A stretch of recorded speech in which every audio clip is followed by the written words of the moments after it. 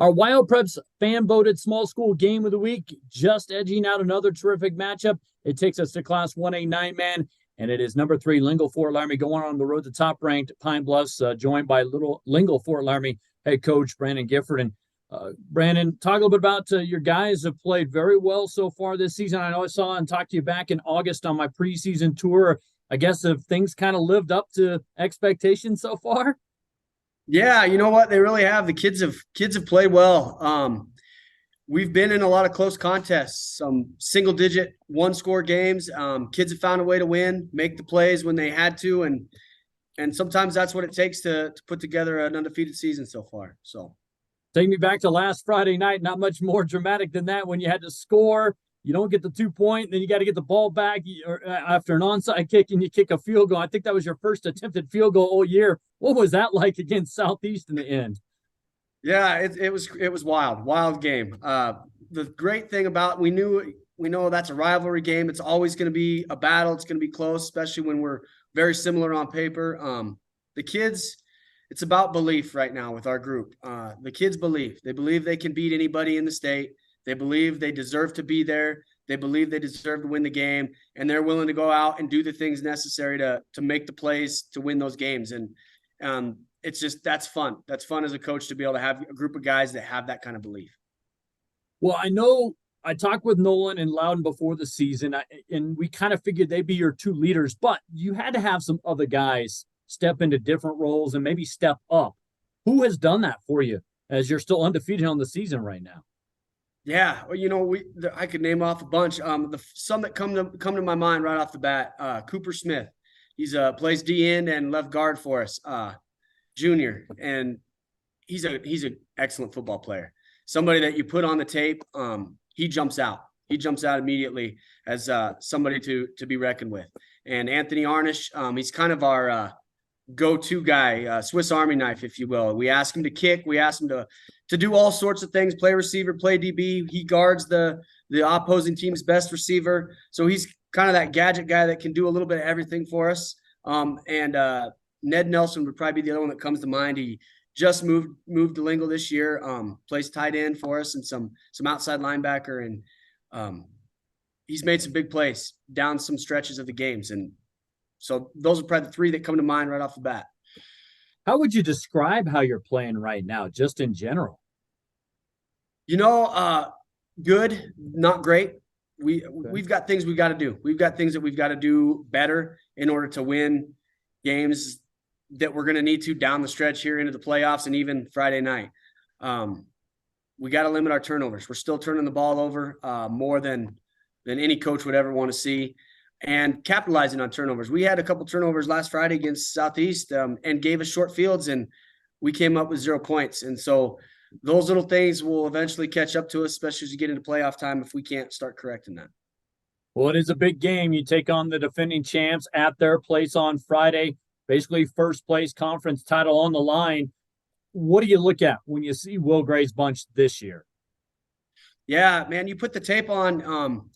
It's very similar to the past few years that we've played them and that we've had to go against them. They spread you out, and they are very, very good schematically at finding ways to challenge defenses when they're on offense. And they do the same on the defensive side of the ball. They do some things schematically that make it challenging to find success against them. Their running game, I think, doesn't deserve enough credit. Everybody talks about their passing attack, and it is very good. But, man, they are actually a really balanced team, and their running game is very, very good. And it's one of those things where if you don't stop the running game immediately, you're in for a long night. So what else do you stress? So that's got to be a key, stopping the run. What else do you stress to your team in a big game like this? I'm not trying to ask for your game plan, but what do you really emphasize into the kids or have been this week? Yeah, honestly, it's don't give up big plays. Pine Bluffs is good. They're going to spread us out. They want us to play in space. They're going to move the football. We've got to kind of be bend, don't break. We cannot be giving shots up over the top. Quick scores. We get into that kind of battle. That I don't like that matchup for us moving forward as an offense, getting into a big shootout. So being able to make them march and drive the field. If they're going to move the ball, let's make them earn it. Don't give them free points over the top. Brandon, thanks so much for your time. I wish you best of luck against the Hornets Friday night. Awesome. Thank you. I appreciate it. We continue with our conversation about the fan-voted WyoPreps Small School Game of the Week. It takes us to Class 1A man, a matchup between two of the top three teams, with third-ranked Lingle-Ft Laramie on the road at top-ranked Pine Bluffs, visiting with Pine Bluffs head coach Will Gray. And Will, you guys, obviously the defending champs. I think some people knew that you were going to have a little turnover on your roster this year, but how would you describe what you've seen out of your team through the first 6 games this year? Well, first, thanks for having us on. We appreciate it. Going into the year, we weren't real sure what we had. We had so many young guys at new positions, and we didn't know what to expect. So we're pleased. We're really pleased with how coachable this group is. They listen. They're teenagers. They make mistakes, but they're willing to hold themselves accountable, and that's the fun part. Talk a little bit about just the way that your team has developed. Have you seen different guys step up that maybe have been a pleasant surprise? Oh, yeah, all across the board, man. Okay. Just there's kids that on both sides of the ball. Sophomore Karsten Freeberg, he's coming back from 2 severe, pretty broken arms. He broke it first as a 7th grader.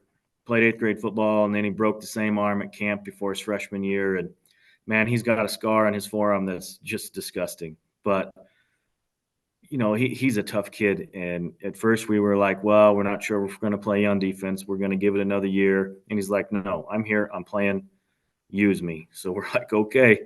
And he's been great. And Justin at quarterback, he hadn't taken too many varsity snaps, but he's willing to listen and willing to learn. And the biggest thing for him was, you don't have to be your brother. Just be you, and we'll work around your talent and make some things work. And so far, it's been pretty good. Yeah, you guys have answered kind of the challenge of everybody. I know you had a close game against Wright a few weeks back. Did that maybe open your guys' eyes a little bit in terms of just maybe having to push even further? Well, it opened our eyes as far as you have to do things right, because Wright played really, really well for 45 minutes, and we happened to play well for the last 3. And we talked to the kids at halftime, like we're one guy away from doing good things. And when it's one guy consistently, that's easy. We'll just replace that one guy. But when it's a different guy every play not doing their job, it makes it harder. And so just concentrating on doing your job and doing your job well and trusting the guy next to you. So that was the biggest takeaway from that game.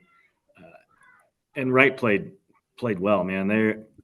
They did so many good things and exposed some stuff on film that we were able to show the kids, like, hey, when you don't do what you're told, this is what happens. And so it was good from that aspect. The first 45 minutes, man, was not good, but we learned a lot. Well, now you got 2 big games, and first up, Friday night, you get them at home, third-ranked Lingle-Ft Laramie. What do you see when you see Coach Gifford's squad right now? Well, first of all, is their speed. Like, they have legit track speed, and if you look at their track team from last year and years past, their kids can flat out run, and we don't have anybody that can compete with them during the track season, let alone with pads on. So the speed keeps you up at night when you don't have it. So what do you do? What do you emphasize? What are some keys for your team? I'm not asking for the game plan or anything, but what have you been talking with and emphasizing with your team in preparation? Well, you got to be in the right place for starters, and then you have to make the play and get them to the ground as many times as possible. With high school kids and even ourselves, putting long drives together is hard without making mistakes. So that's just the goal, is make them run as many plays as possible without scoring, and just get them to the ground as many times as we can. Well, looks like it's going to be a fantastic matchup. Wish you the best of luck on Friday night against the Doggers, and thanks for the time today. You bet, man. Thanks for having us.